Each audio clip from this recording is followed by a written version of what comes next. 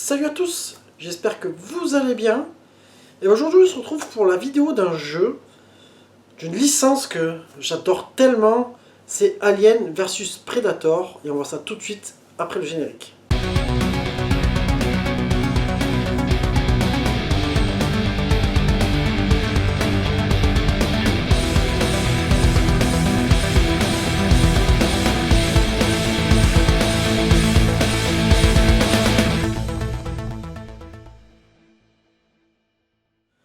Alors, Alien vs Predator, là je vais vous parler de la version arcade en premier lieu, qui est sortie sur CPS2 en mai 94.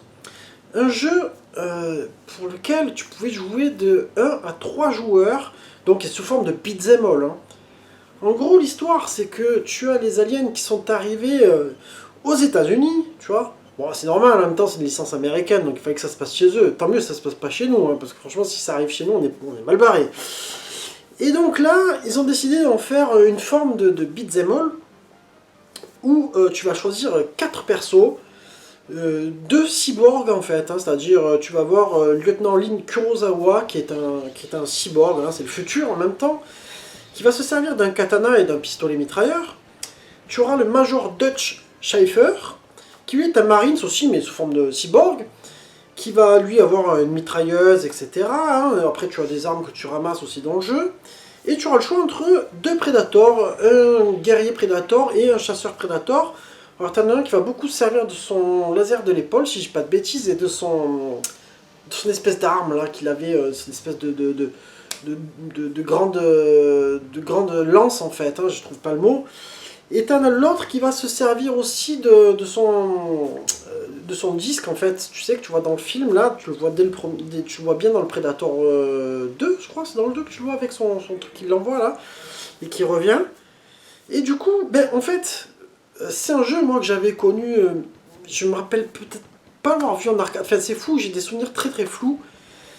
Et là, l'année dernière, j'avais acheté l'Arcade Stick Pro Neo Geo, et j'avais installé un premier hack qui, entre guillemets, les amis, c'était un hack un peu moisi, tu sais, que tu avais une interface un peu dégueulasse, sur lesquelles tu avais des jeux Neo Geo. Alors je vous le dis, dans ces ROM-là, j'en ai parlé à Neo Geo Spirit, tu as les bonnes ROM par contre, avec le Metal Slug où il y a les effets, le Last Blade où tu as l'effet de chaleur aussi dans le stage en flamme, sur Last Blade 2. Tu as l'effet de raster sur le War Heroes 2, tu vois, c'est marrant parce que en fait ce hack là, moi je le trouvais vraiment pourri au niveau de son interface, mais par contre au niveau du ROM il était plutôt cool.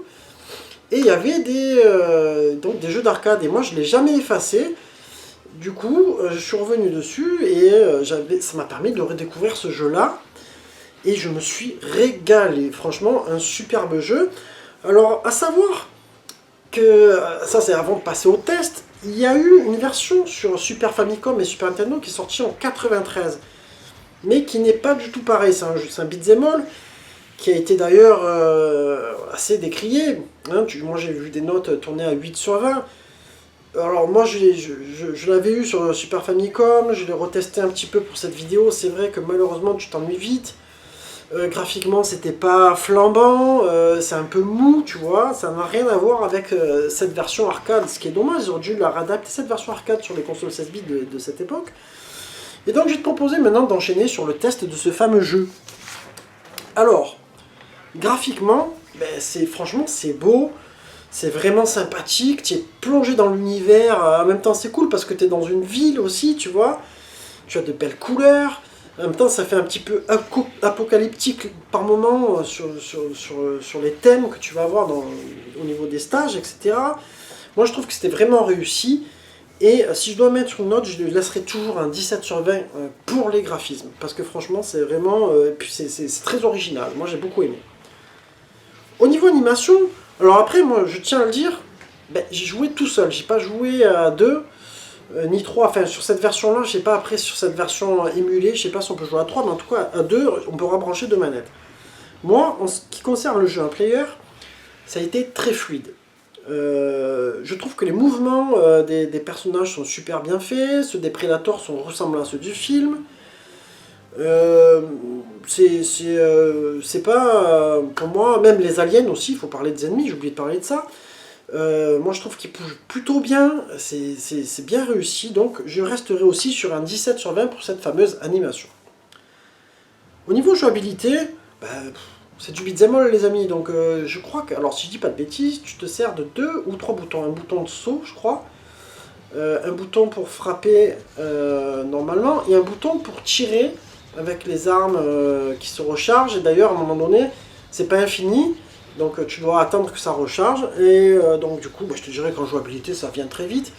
Je pense que n'importe qui peut jouer facilement, donc c'est un 16/20 pour la jouabilité. Au niveau mix sonore, moi je trouve les bruitages excellents, les ambiances, la musique, tout est super. Moi je trouve ça super, hein, c'est bien bien cool. Moi je dirais que ça mérite un 17/20 pour le mix sonore, c'est parfaitement réussi. Et en plus, bon, moi je joue sur une version émulée, alors peut-être qu'après sur une version arcade c'est encore mieux, je sais pas, mais des fois t'as des bugs aussi, tu t'en rends pas compte. Mais bon, voilà, ça c'est ma note. En ce qui concerne la durée de vie, ben écoute, c'est un beat'em all qui est plutôt long par rapport à certains. Il me semble, tu vois, j'aurais dû chronométrer, mais il me semble que j'ai mis un peu plus d'une heure pour le finir quand même, sans vraiment trop perdre et sans trop recommencer, parce que de toute façon quand tu perds, tu recommences là où tu es mort. Il me semble, si je dis pas de bêtises, les amis, c'est entre 1 heure, 1 h 15 pour le finir, je dirais. En même temps, moi je prends mon temps dans les jeux, dans les beat'em all, tu vois, je suis pas le mec qui trace tout le temps, moi je tue tout le monde, je prends mon temps, etc.